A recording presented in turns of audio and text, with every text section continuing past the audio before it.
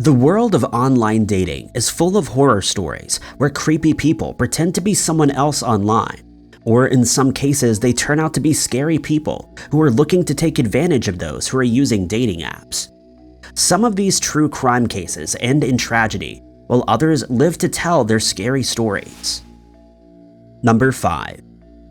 A man known only as Mike has come forward to tell his true crime story of how he lost hundreds of thousands of dollars after deciding to look for companionship via an online dating app. Mike decided to download the Tinder app as he was looking for someone nearby to connect with. But in July of 2021, he started talking to a woman named Jenny, who was from Malaysia. At first, they talked via the app, but they soon exchanged phone numbers and carried on talking via WhatsApp. They spoke about plans to travel together and their daily lives, but after a while, Jenny mentioned that her uncle worked for JP Morgan and that he is an expert in Bitcoin options. At first, he wasn't interested as he was looking for someone to have dinner or perhaps go on a hike with. But Jenny soon convinced him to invest $3,000 with the cryptocurrency website Crypto.com. She then told him to transfer those funds to another platform, explaining that the more money he deposits, the more he will see in returns. He was surprised when his cryptocurrency portfolio reached $1 million, and he was assigned a teacher analyst named Devin. But Mike's suspicions soon started to grow when Jenny and Devin advised him to send his tax payments to the Department of Homeland Security rather than the IRS, and he decided to withdraw all of his money. But when he found that it was impossible for him to do so, he realized that he'd been the victim of an online dating app scam. Jenny and Devin were both fake names, and he had lost a total of $277,000, which he doubts he will ever get back. Mike stated that during the scam, you'll see your earnings increase, and you're even able to withdraw some of your money. But as soon as you attempt to withdraw the entire balance, you're told that there's a penalty fee involved, often reaching into hundreds of thousands of dollars. Amy Nofziger, the director of fraud victim support at the American Association of Retired Persons Fraud Watch Network, says that they've received up to 3 complaints a day where people have been scammed out of money via dating apps, with some of the victims losing millions of dollars in the process. Number 4. In 2014, Maria Exposto from Sydney, Australia, lived through her own personal horror story after she met a man online who claimed to be a US soldier that was stationed in Afghanistan. The man said that his name was Captain Daniel Smith, and after getting to know each other online, they decided to meet face-to-face in Shanghai, China, where Smith claimed that he needed to file documents for his retirement from service. However, he never arrived, and Maria ended up talking to a man who asked her to take a black backpack back to Australia. He claimed that the pack contained clothes, and so she thought nothing more of the favor. She took a flight to Kuala Lumpur, where she had a stopover, but here customs officials noticed something irregular about the backpack's stitching, and when they investigated further, it was found to contain packages of illegal substances. She was immediately arrested and charged with trafficking. A lower court found that she'd been swindled into carrying the packages, but an appeal saw the ruling overturned, and Maria received the death penalty. At her final appeal, her lawyer told the court that Maria was so naive about illegal substances that she didn't know what customs officials were talking about when they questioned her about the packages. Prosecutors argued that ignorance is not a defense, but her appeal was successful, and she was released. Maria has spent almost 5 years in a Malaysian prison, but at the end of her scary encounter, she stated that she was looking forward to going home, where she could carry on living a normal life as it was before she became embroiled in a true crime horror story. Number 3. In 2012, Audrey Elaine Elrod, a 45-year-old woman from Bluefield, West Virginia, was in a financial bind as she had been unable to find work for over a year after she had left her job at the County Public Health Department in Charlotte, North Carolina. But she made ends meet by reselling cheap toilet paper, and she managed to rent a small garage apartment that she shared with a roommate. But she thought her luck had finally changed when she met a man who called himself Duke McGregor on Facebook, who claimed to be an oil rig worker from Scotland. But unbeknownst to Audrey, she had stepped into an online dating trap that would turn into a scary true crime story. The man asked her to wire money through to him in order to help his son who was at boarding school. The man's son had also been messaging her to say how excited he was to have a mother figure in his life, and Audrey was only happy to help. But soon she'd lost nearly everything she owned, including her home and her car. But before she knew it, she was moving money around for a Nigerian bank manager who claimed to help his clients convert their money into dollars without drawing the attention of the Nigerian authorities.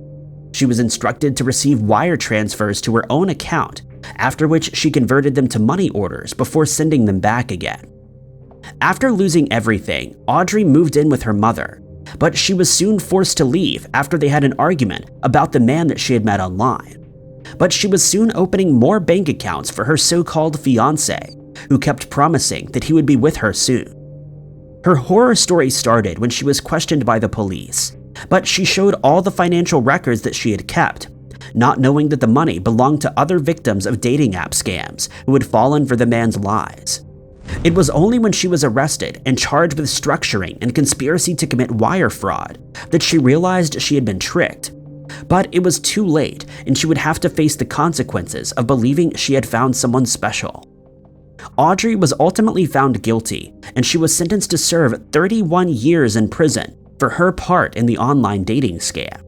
She was also ordered to pay restitution to 28 of the 374 victims who she unwittingly stole from, with the total to be paid coming to $413,000. She would later learn that she'd been conned by a Nigerian group known as Yahoo Boys, who've been running the same operation for years. The group uses its victims' bank accounts to disguise the fact that the money earned from the scam was being transferred to Nigeria via MoneyGram and Western Union. The group had laundered millions of dollars over the years, often costing their victims to lose everything they own. Number 2. In 2021, 24-year-old Kayla McCleary from Battle Creek in Michigan decided to try the dating app Meet Me in hopes that she would find someone to spend time with romantically. Soon, she met a man named Trevor Double, and over the course of the next few weeks, they chatted and got to know each other better via the app. They eventually decided to meet in person and went on a date that seemed to go well. But one morning in April of that year, Trevor showed up at Kayla's house with no prior notice, saying that he wanted to take her for breakfast as their second date. She agreed and the two set out, but Kayla would soon become aware that Trevor was actually a scary person who had a sinister motive. Instead of taking Kayla for breakfast as promised, he proceeded to drive to his house in Bangor Township, where he kept her hostage for several weeks. Kayla pleaded with him to let her go, but her pleas fell on deaf ears as Trevor grew increasingly erratic. During one scary encounter, he threatened to end her life with a hatchet, as he had somehow convinced himself that Kayla was cheating on him and that she was talking to other men. Over the course of the next few weeks, he would assault her and repeatedly threaten to end her life. He also stated that if she approached the police about her situation, he would retaliate against members of her family. On occasion, she would ask him to let her go, but this only infuriated him further, and he would threaten her once more. Kayla told investigators that she had on several occasions considered running out of the house while Trevor was asleep, and during one incident she attempted to escape by jumping out of his car while he was driving. Trevor took her to Bronson Lakeview Hospital, where she was treated and she begged a doctor to help her, and Trevor went on the run. Trevor's photo was sent to hotels in the area, and a hotel clerk recognized him, leading to his arrest. He was picked up on an outstanding warrant after he had stolen a car and broken into a house in Matawan. During the time of Kayla's horror story, he was out on bond. He was ultimately sentenced to 40 to 60 years for assault, 25 to 40 years for criminal conduct, 4 to 30 years for unlawful imprisonment, and 4 to 20 years for causing bodily harm. Number 1. Michael Sandy, a 29-year-old man from East Williamsburg, New York, was involved in a real-life horror story when he decided to meet up with someone that he'd been talking to online in 2006. Michael and Anthony Fortunato met in an online chat room on the 8th of October 2006.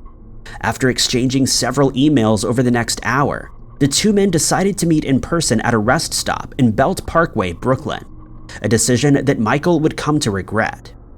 Michael made his way to Emmons Avenue, and upon his arrival, he met a man named John Fox, who was a friend of Fortunato's. They then traveled to Howard Beach, where Fortunato was waiting with two other men named Ilya Shurov and Gary Timmons. Witnesses told the police that they saw two men approaching Michael's car, where they confronted him and started searching through his car. At around 9:45 p.m., 4 witnesses saw Shurov remove Michael from his car before he started assaulting them. Michael managed to break free from his attacker and ran towards the highway, with witnesses saying that he seemed to be calling for help on his cell phone. 2 of the men ran after him and caught up with him on the highway. Michael started to backpedal in an attempt to get away, but unfortunately, he ended up in the middle lane and was struck by a vehicle. He was taken to Brookdale Hospital, where he remained unconscious before passing away on the 13th of October. Investigators managed to look through Michael's computer's hard drive and found the exchanges between him and Fortunato, and the culprits were quickly identified. Fortunato was sentenced to 7 to 21 years, Fox received a sentence of 13 to 21, and Shurov received a sentence of 17.5 years in prison. Timmons made a plea deal in which he testified against Fortunato and Fox, but was later sentenced to 4 years behind bars. Thank you guys so much for watching. If you liked this video, be sure to hit that like button. Also, don't forget to subscribe and click that notification bell to keep up to date with all of our future uploads. But my name is Ty Knott, and I'll catch you guys in the next video.